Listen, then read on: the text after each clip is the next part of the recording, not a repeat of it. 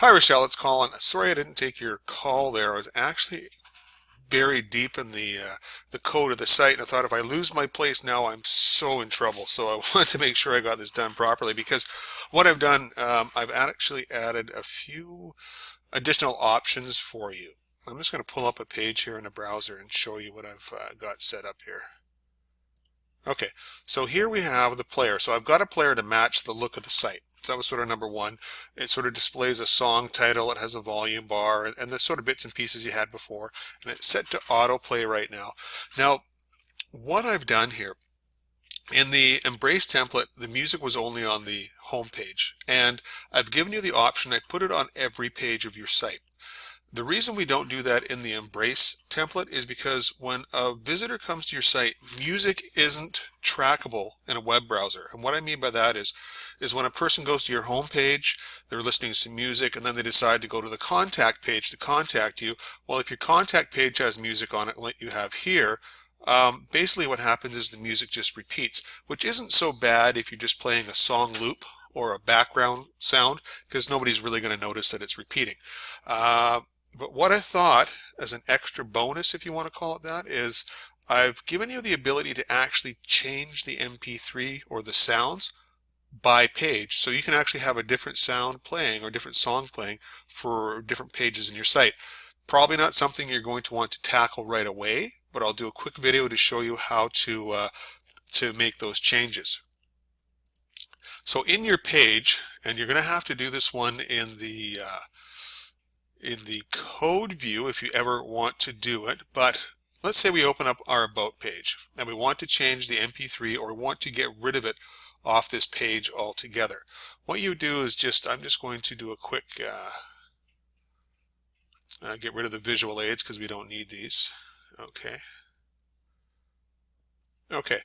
Now, in the code of the page, what I'm going to suggest you do is somewhere right down where the content sort of starts, right about here, if you just sort of double click on any of the words where the first bit of content starts and flip over to the code view, and then just scroll up a bit. Oh, sorry, that was a bad idea. I'll tell you what, I'm going to give you better advice here. I'll tell you exactly.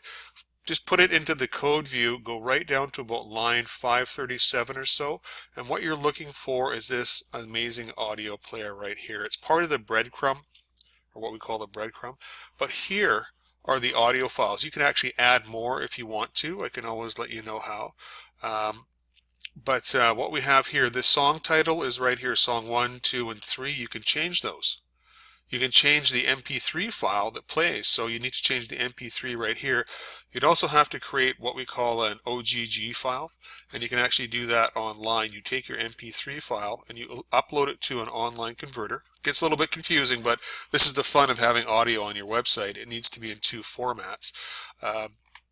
Anyways, I'll get to that in a second. But so what can you do? You can change the name of your song. The name of the song is right here, Song 1, Song 2, and Song 3. You can add more songs. Right here we have this little data artist Caplamet, right? And this is what's called the bullet list or an LI tag. You can copy this entire block right here. It starts with the LI, the two divs, and then a closing LI right there. If you were to copy this entire thing and paste it below, you can actually add another MP3 file, right? You can change the name right here. And of course you can change the name of the artist right here as well.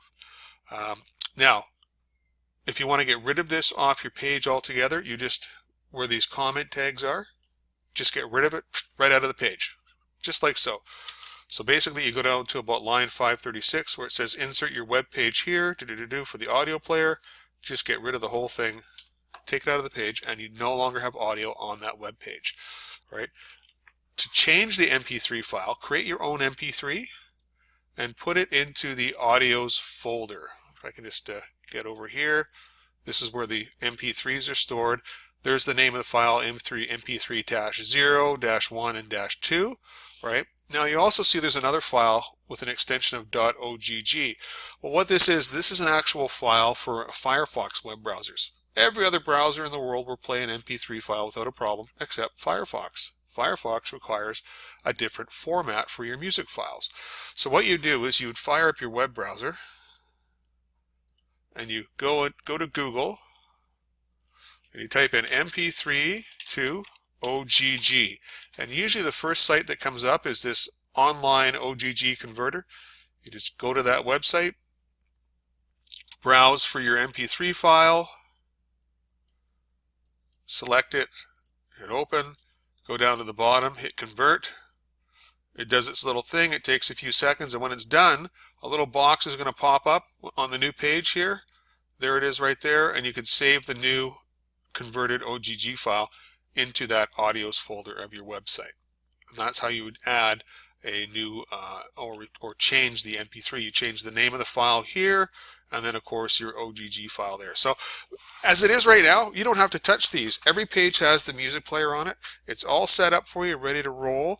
And this is only a little bit more advanced operation right here, but because this isn't part of the template, I just thought I'd give you a little tutorial showing you how it's sort of set up, how to remove them, how to add more. And of course, when you get to that point and you don't remember or you're stuck, you just send me a ticket through our ticket center, and I'll whip up a video show you how to get it done.